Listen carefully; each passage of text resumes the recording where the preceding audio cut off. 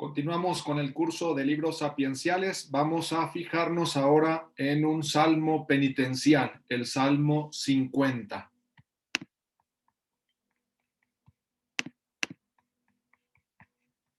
Este Salmo 50 es muy importante, especialmente en la liturgia de la iglesia, porque representa una síntesis de todo lo que la iglesia de alguna forma expresa con la penitencia, con el sentido de pecado y sobre todo con la petición de perdón. Por eso es importante dedicarle un momento de estudio al Salmo 50. En primer lugar, vamos a fijarnos en alguna terminología que aparece relacionada con el pecado para descubrir algunos matices del lenguaje que utiliza el Salmo 50. Salmo 50, número que tiene en la liturgia. Para localizarlo en la Biblia, vamos a tener que acercarnos al Salmo 51, puesto que la numeración hebrea va adelante de la numeración griega. Por lo tanto, estamos estudiando Salmo 51 según la numeración hebrea y Salmo 50 según la numeración griega, que es la que aparece en la liturgia. Es decir, en el leccionario, en las lecturas que se leen en los sacramentos. Lo primero que aparece, o la primera expresión que aparece para referirse al pecado, es el término hebreo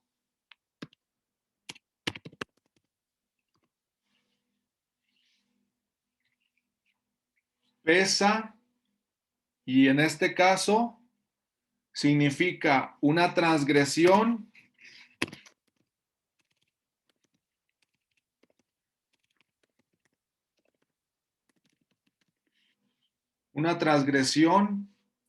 un pecado, una culpa, ofensa. La traducción del leccionario dice: apiádate de mí, olvida mis ofensas. Apiádate de mí y olvida mis ofensas.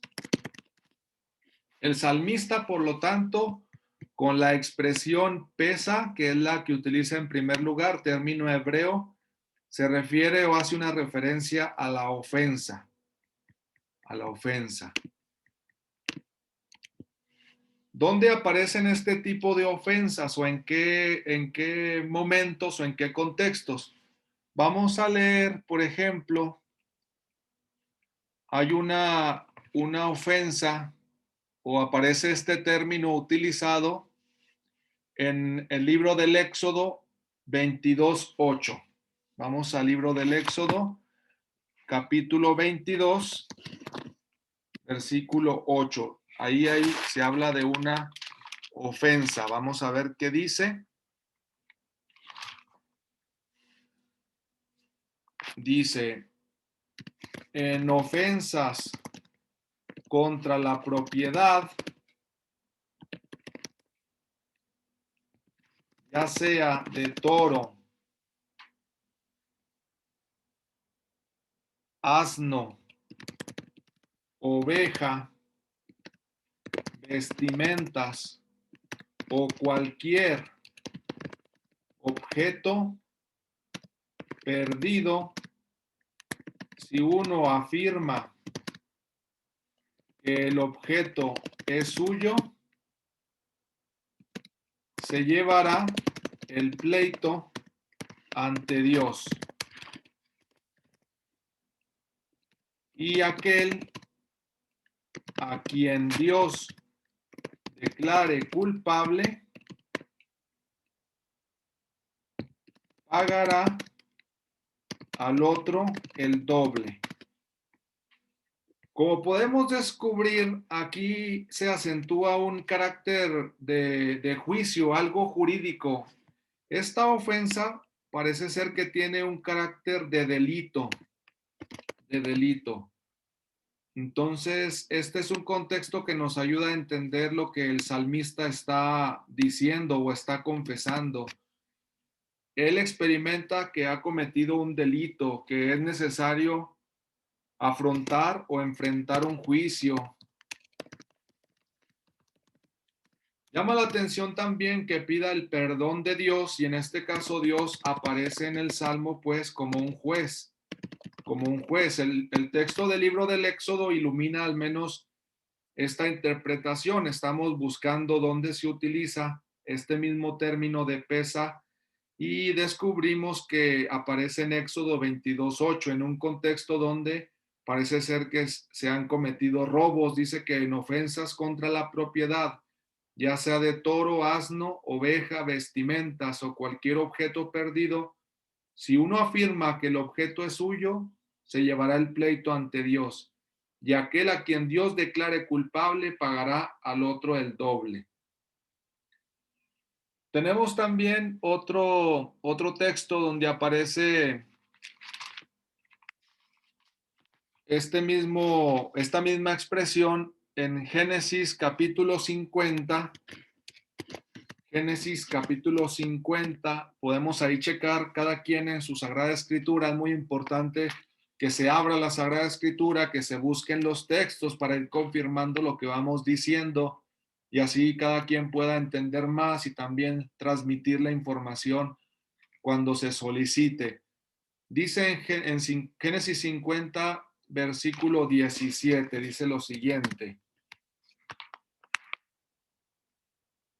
Podemos leer desde el versículo 15 para entender lo que sucede. Al ver los hermanos de José que su padre había muerto, se dijeron, a ver si José nos guarda rencor y quiere pagarnos el mal que le hicimos. Cuando muere Jacob, entonces los hermanos de José vuelven a tener miedo y piensan o a lo mejor perciben que José quiera vengarse.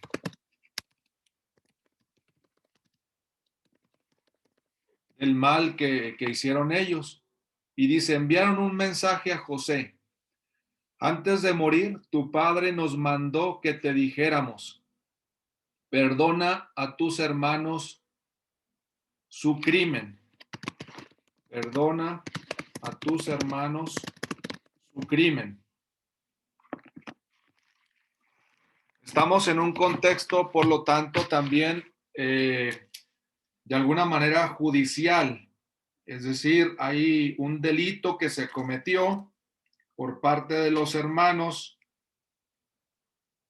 Dice en el texto hebreo, efectivamente,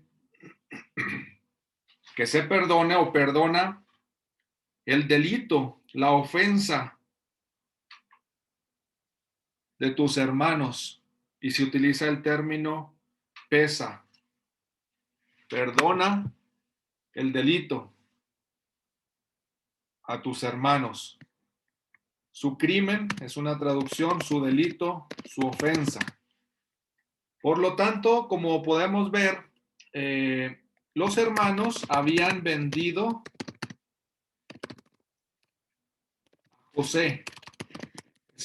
Eso es el inicio del relato, lo vendieron, se cometió un delito, vendieron a José. Y entonces, al final del relato, en el capítulo 50, se pide que José perdone el pecado, que perdone el delito a los hermanos, especialmente cuando Jacob ha muerto. En ese sentido también aparece no solo ofensa a la propiedad, como en el caso de Éxodo 22, sino ofensa contra las personas.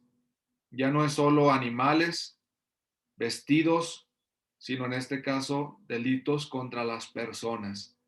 Pesa vuelve a subrayar este ámbito. Vamos ahora a fijarnos en otra expresión que aparece en el Salmo 50.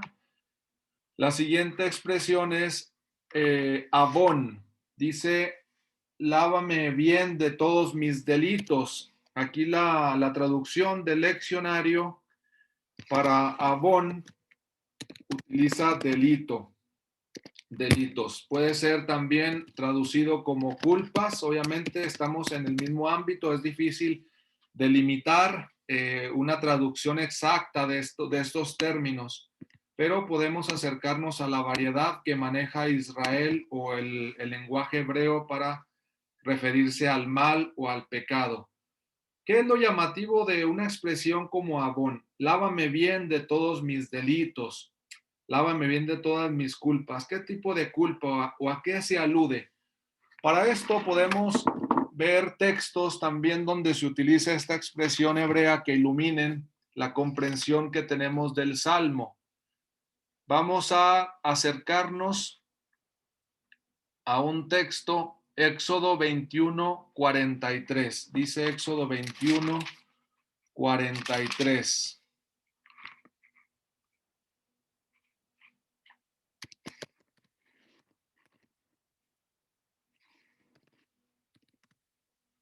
Éxodo 21:43 nos dice,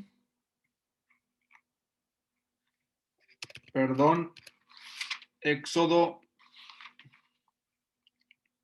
20, Éxodo 20,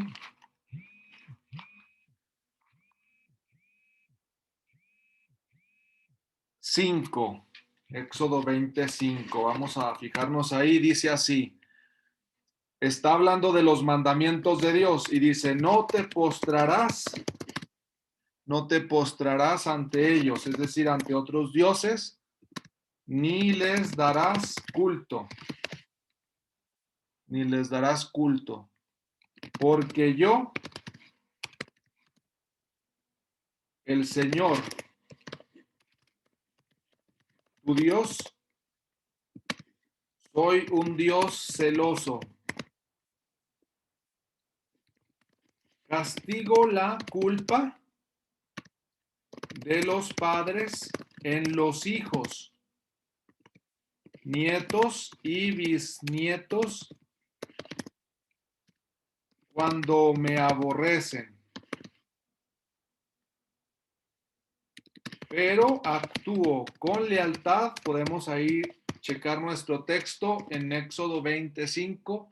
Pero actúo con lealtad por 1000 generaciones cuando me aman y guardan mis preceptos.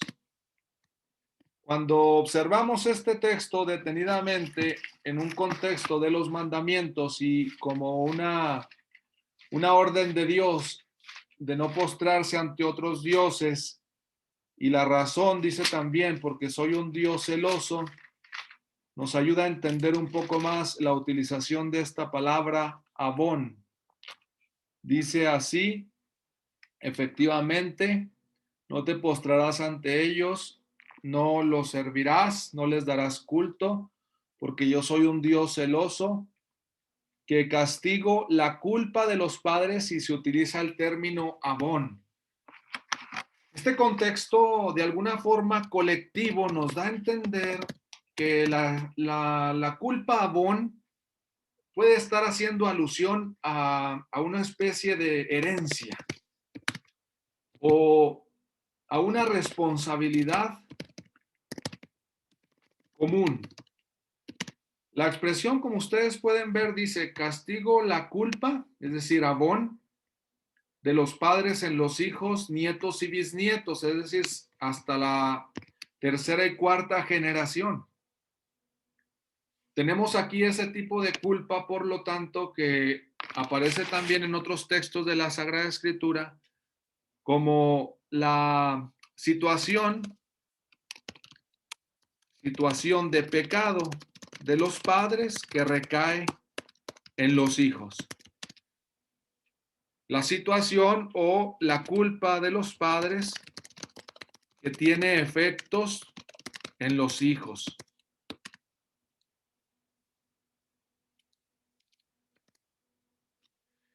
En este caso, Avón, a diferencia de Pesá, que estaba más relacionado con el ámbito jurídico, parece ser que aquí apunta a algo más, no solamente jurídico, sino efectivamente de familia, de comunión entre padres e hijos en cuanto a la culpa. Una especie de culpa compartida, una especie también de culpa colectiva, donde se pone de relieve todas esas situaciones de mal que aquejan a las familias por generaciones.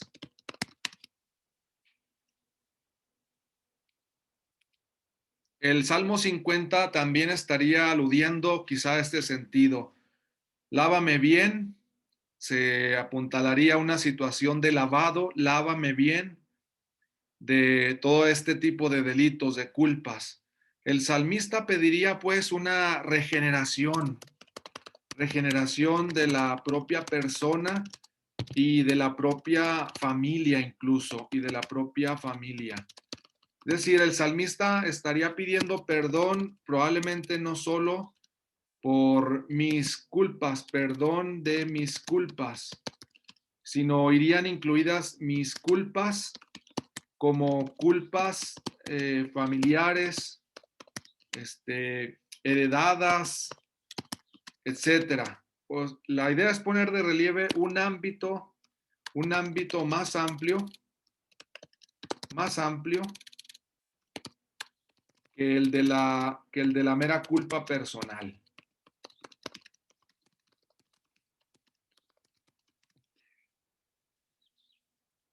Probablemente una semejanza también o algo parecido sucedería al inicio de cada Eucaristía, aunque uno empieza diciendo yo confieso ante Dios Todopoderoso y ante ustedes hermanos, ese obviamente responde también a una colectividad, a una comunión, a un perdón que se pide como comunidad a Dios, aunque esté acentuado un yo, digamos, personal.